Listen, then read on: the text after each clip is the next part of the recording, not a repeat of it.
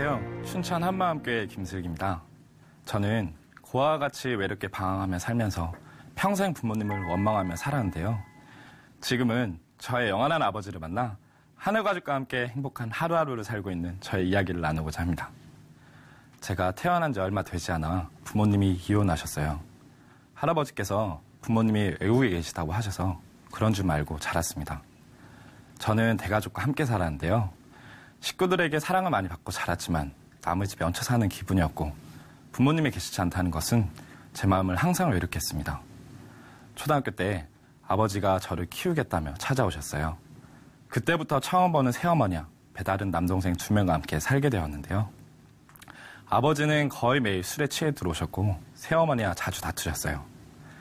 그때마다 새어머니는 저에게 욕을 하며 때리셨고 밥을 주지 않을 때도 많았습니다. 그런데 그것보다도 참기 힘들었던 것은 아버지가 술에 취해 난동을 부리는 모습이었어요. 나를 돌봐주지도 않을 거면서 왜 데리고 온 거야? 왜 이렇게 힘들게 하냐고. 무책임한 아버지가 너무 원망스러웠고 낳아주신 어머니까지도 원망하게 되었습니다. 어느 날 새벽에 아버지가 또 새어머니랑 싸우기 시작했어요. 상황은 점점 험악해졌고 저는 너무 무서워서 자고 있는 두 동생을 깨워 맨발로 도망쳐 나왔습니다. 뒤따라 새어머니가 쫓아나왔고 주차장에 숨어 동생들이 소리라도 낼까봐 양손으로 입을 막았어요. 그 길로 도망쳐 할아버지 집을 찾아갔고 할아버지께서는 다시는 누구에게도 보내지 않겠다고 약속하셨습니다. 이런 힘든 시간들을 보내고 중학교에 입학했어요. 친구들과 어울리면서 춤을 접하게 되었는데요. 춤을 출 때면 외롭고 복잡한 생각들을 잊을 수가 있어서 좋았습니다. 울산에서 잘 나가는 춤꾼들이 모여 팀을 구성했는데요. 여러 지역을 다니며 대회에서 우승을 했고 축제가 있는 곳이면 공연 따로 다녔어요. 이렇게 춤을 추면 사람들이 저를 보고 환호해주는 것이 좋았고 춤은 학창시절 제 삶의 에너지였습니다. 저는 군대를 전역 후 휴대폰 판매를 하게 되었는데요. 매장에서 하루를 다 보내다시피 했고 스트레스도 많이 받다 보니 일이 끝나면 동료들과 음주가마 유흥을 즐기게 되었어요. 담배를 안주로 삼아 술을 마시다 보면 새벽 4, 5시는 기본이었고 술이 깨지도 않은 상태에서 출근하는 날이 많았습니다. 이런 생활에 점점 지쳐갈 때 내가 이렇게 사는 건 다 부모님 탓이라는 생각에 원망이 극에 달했어요. 그래서 하루는 술에 취해 아버지께 무작정 전화를 걸어 소리를 질렀습니다. 왜 나왔어요? 차라리 아치를 말던가. 내가 이렇게 힘든 건 다 아버지 때문이에요. 아세요?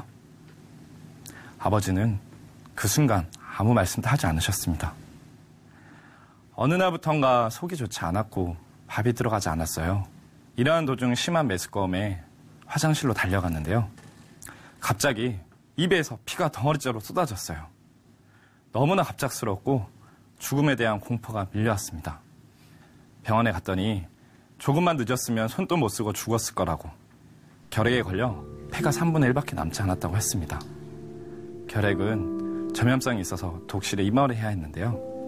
형편이 되지 않았기에 6개월 동안 집에서 혼자 지낼 수밖에 없었습니다. 3분의 1밖에 남지 않은 폐로 숨을 쉬려니 너무 고통스러웠어요. 매일 밤 통증으로 잠을 제대로 자지도 못했고 세상과 격리된 채 집안에서 6개월의 시간을 보냈습니다.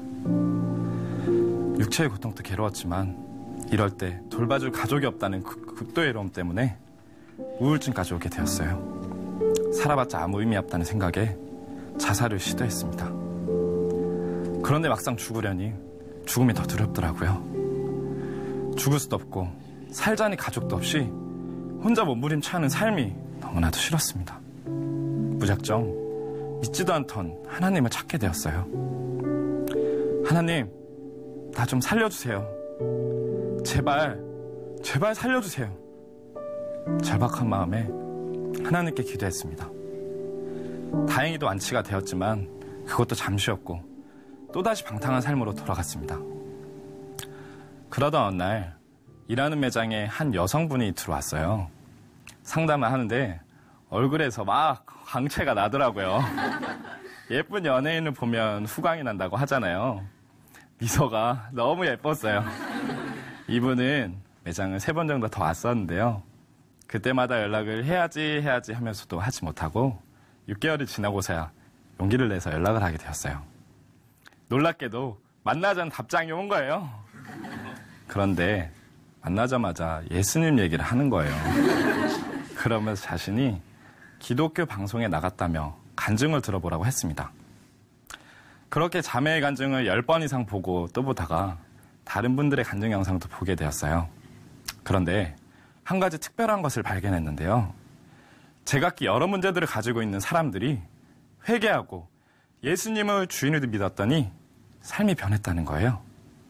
궁금한 마음에 자매를 따라 교회를 가게 되었습니다.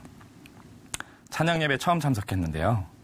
목사님의 설교는 전혀 알아듣을 수 없었고 사람들은 뭐라 기도하는데 무섭더라고요. 중간에는 소리 지르며 워워! 라고 알아들을 수 없게 외치는데 자매한테 도대체 뭐라고 저렇게 외치는 거냐고 물어봤어요. 알고 보니 주여! 하고 외치는 거였어요. 교회라는 곳은 태어나서 처음이었기에 모든 것이 혼란스럽기만 했습니다. 내가 과연 이런 집단에서 잘 정화할 수 있을까? 자매를 만나려면 교회는 가야겠는데 자신 없고 생각이 복잡했어요. 그 다음 주에 다시 교회를 갔는데요. 자매를 처음 봤을 때 얼굴에서 나던 광채가 교회 분들에게도 똑같이 나는 거예요. 유치부 예배가 끝나고 아이들이 엄마 아빠의 손을 잡고 나오는 모습을 보는데 이렇게 평화로운 모습이 천국의 모습일 수도 있겠다 하는 생각이 들었습니다. 그리고 기도 시간에 눈을 뜨고 사람들을 봤는데요. 청년부터 어르신들까지 무언가 확신에 찬 기도를 하는 것 같았고 목사님의 말씀이 조금씩 들리기 시작했어요. 다 들리진 않았지만 반복해서 들리는 하나는 바로 부활이었습니다. 더 알고 싶은 마음에 매주 예배에 참석했고 간증 영상과 목사님의 설교 영상을 여러 번 반복해서 보았어요. 그러면서 점점 마음이 열리기 시작했고 작은 교회 모임까지도 참석하게 되었습니다. 어느 날 작은 예배 갔는데요. 예배 중 일꾼 형이 슬기야, 예수님이 지금도 살아계신 겁니다. 물었고 저는 예수님이 부활하신 것까지는 머리로 알겠는데 뭔가 마음으로 믿어지지 않아요. 했습니다. 그러자 일꾼 형은 삼위일체 하나님 중 한 분이신 성자 하나님이 우리들을 인격적으로 만나기 위해 이 땅에 오셨는데 그냥 오신 것이 아니라 우리가 정확히 그분을 알아볼 수 있도록 미리 약속을 해놓으셨어. 라고 하면서 예수님이 누구신지 알아볼 수 있는 예언의 말씀들을 찾아주었습니다. 하나님이 이 땅에 사람으로 오실 것과 십자가에서 고난을 당하실 것, 부활, 승천하실 것, 그리고 하늘 보좌 우편에 앉으실 것까지 예수님께서 이루신 모든 것이 구약에 미리 예언이 되어 있었더라고요. 형은 아무도 흉내낼 수 없도록 오직 예수님만이 그 약속대로 죽고 부활하셨고 지금 살아계신 하나님이셔 하면서 이어서 에베소서 1장 말씀을 찾아주었는데요. 그때 부활을 통해 예수님이 누구신지 정확히 보게 되었습니다.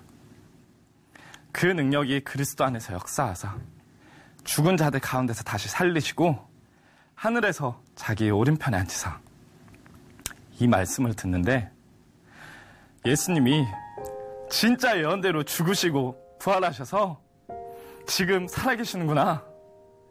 이분이 하늘 보좌 우편에 앉아 계시는 만왕의 왕, 전능하신 하나님, 나를 만드신 창조주 하나님이시구나. 저는 살아계신 하나님 앞에 그대로 서게 되었습니다. 예배 시간에 들었던 고린도후서 5장 말씀이 생각났어요.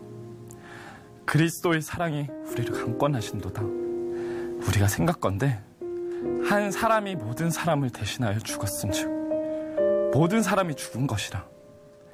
죄로 인해 죽어야 하는 사람은 나인데 하나님이 나를 대신하여 죽으신 거예요. 하나님이요, 어떻게 하나님이 사람으로 이 땅에 오셔서 나를 대신하여 죽으실 만큼 사랑하셨을까? 부활로 십자가에 죽으신 분이 누구신지 보이니 그 사랑에 눈물이 쏟아졌어요. 저는 제가 예수님을 죽였다고는 생각하지 못했거든요. 그런데 예배 때 수없이 들었던 사도행전 2장에 너희가 십자가에 못 박은 이 예수, 너희가 십자가에 못 박은 이 예수라는 베드로의 외침이 저에게 하는 말씀이었어요. 패션 오브 크라이스트를 보면서 유대인들이 예수님을 끔찍하고 잔인하게 매질하고 침뱉고 조롱하는 모습을 참아볼 수가 없어서 눈을 감았었는데, 그렇게 예수님을 죽였던 사람이 바로 저였습니다. 하나님을 죽이고도 버젓이 내가 주인 되어 살아가던 나를 죽일 수도 있으셨을 텐데, 그런 자와 영원히 함께하고 싶으셔서 이 땅에 오신 하나님의 사랑 앞에 저는 한동안 아무 말도 할 수 없었습니다. 일꾼형을 통해서 회개하겠냐는 그 말이 제 마음의 문을 두드리시는 하나님의 음성으로 들렸습니다. 눈을 감고 영적 기도를 하는데 내가 주인 되었던 지난 삶이 파노라마처럼 펼쳐졌어요. 예수님, 당신이 하나님이셨군요. 정말 몰랐습니다. 아무도 날 지켜줄 사람이 없으니 내 자신은 내가 지켜야 한다며 고아처럼 이렇게 살았고, 세상 짐 혼자 다 짊어지고 살면서 방탕하게 살았습니다.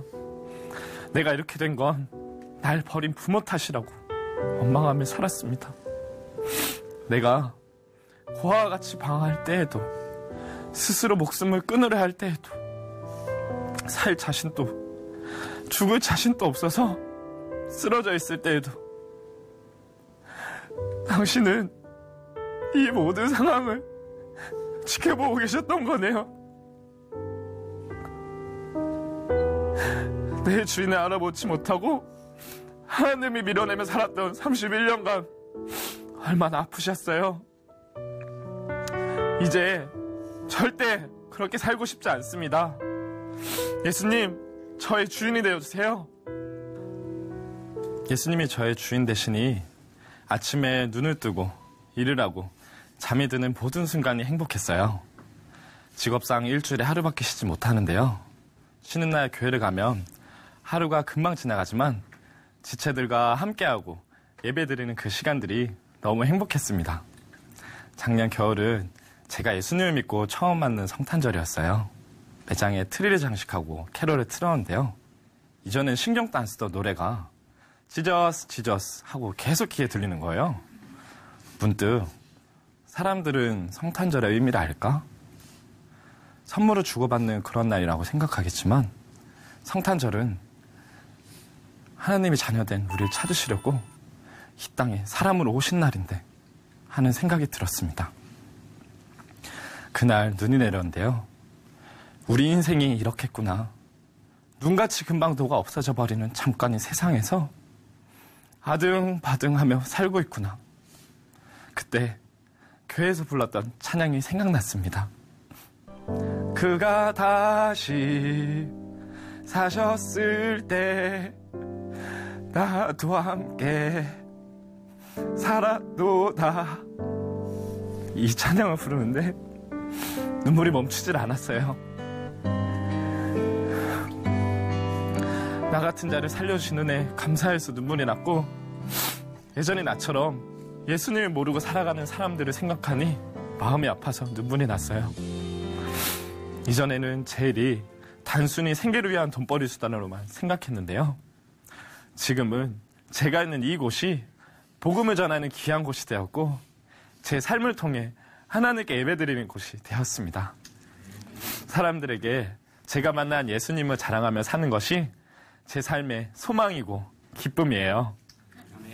어느 날 예수님을 자랑하고 싶은 마음에 매장 식구들에게 예수님을 믿어야 한다고, 예수님이 부활하셔서 지금 또 살아계신다고 전했더니 미친놈이라고 하더라고요.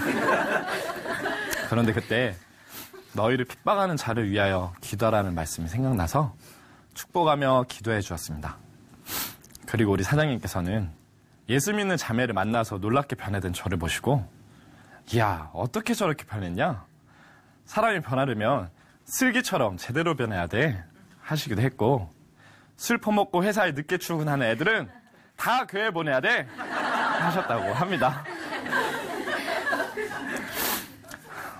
그리고 얼마 전에는 한동안 연락을 끊고 살았던 아버지의 소식을 듣고 찾아뵙게 되었어요. 아버지, 저 예수님 믿게 되었어요. 아버지도 예수님 믿고 행복해지셨으면 좋겠습니다 하고 복음을 전했는데요. 예수님을 믿지 않고 당신의 힘으로만 사셨던 지난 삶이 얼마나 힘드셨을까 생각하니 마음이 아팠어요. 예수님을 믿기 전까지 아버지를 원망하며 살던 저였지만 하나님의 사랑에 빚진 자가 되었기에 이제는 미움과 원망이 아니라 아버지를 향한 하나님의 마음이 부어졌습니다. 어딘가에 계시 나의 어머니께도 한번 만나뵐 수 있다면 저를 낳아주셔서 감사하다는 말씀을 꼭 전해드리고 싶어요. 아버지를 뵙고 온 이후부터 아버지께서 예수님을 믿기를 기도하고 있었는데요. 어느 날 아버지로부터 편지 한 통이 왔습니다. 아들이 말한 대로 이 아버지도 예수님을 영접하여 기도 많이 하면서 잘 지내고 있단다 라고 써있는 걸 보는데 너무 놀라웠어요. 그 후에도 가끔 궁금한 것을 물어보셔서 교회 소책자를 보내드리기도 했습니다. 제가 예수님을 만나기 전까지 외롭게 자랐잖아요. 그런데 하나님께서 상상할 수 없는 선물을 주셨어요. 바로 영원한 가족 공동체입니다. 요즘은 장교회 형 동생들과 뭐든지 함께 하는데요. 함께 자고 함께 먹고 기쁜 일이든 힘든 일이든 함께 나누고 기도해 줍니다. 얼마 전에는 장교회 동생이 결혼을 했어요. 예전에 제가 한춤 했잖아요. 가닥이 있다 보니 감사하게도 율동 담당으로 장교회 식구들에게 동작을 알려주며 연습했어요. 그리고 결혼식 날 찬양에 맞춰 아주 기쁘게 축하해 줬는데요. 예전에는 클럽 음악에 맞춰 춤추던 제가 찬양으로 영원한 가족과 함께 할 수 있어서 너무 기쁘고 감사했습니다. 저는 이제 혼자가 아닙니다. 고아와 같이 살던 저였지만 지금은 제 안에 예수님이 계시거든요. 그리고 영원한 공동체를 주셔서 행복하게 누리고 있습니다. 이제 외로움도 원망도 없어요. 하나님께 영원한 사랑을 받았기 때문입니다. 여태까지는 효도라는 걸 해본 적도 없었고 해볼 수도 없었는데요. 앞으로 저의 삶은 하늘아버지께 효도하며 살겠습니다. 예수님 사랑합니다. 감사합니다.